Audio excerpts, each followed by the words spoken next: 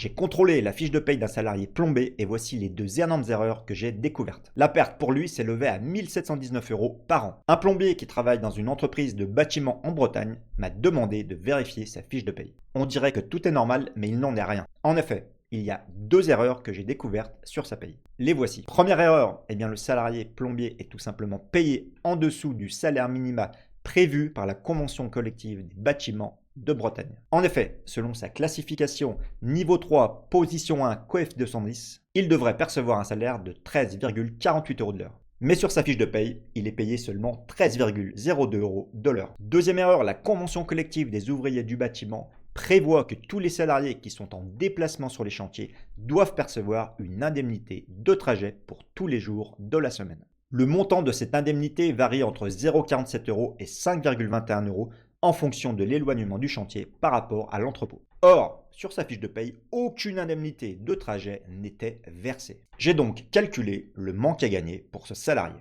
Alors, résultat, l'erreur de taux horaire lui coûtait 78 € par mois, soit 927 € par an. Et l'erreur sur l'absence des indemnités de trajet lui coûtait, selon mon estimation, 68 € par mois, soit 792 € par an. Heureusement pour lui, il a quand même pu récupérer son argent auprès de son employeur sur les 3 années passées, soit environ 5100 €. Alors si vous aussi voulez être sûr qu'il n'y a pas d'erreur sur votre fiche de paye, rendez-vous sur mon site internet dicotravail.com, le lien est dans ma bio.